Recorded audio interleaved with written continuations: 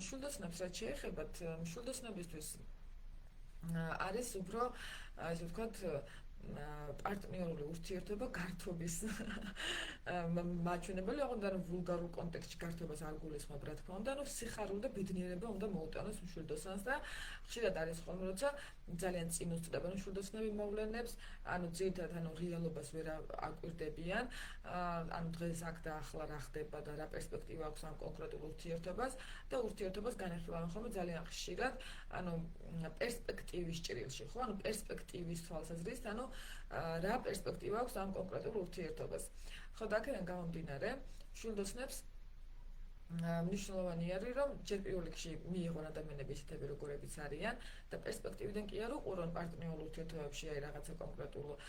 სიტუაციებს, აი პერსპექტივაში რა აქვს, არამედ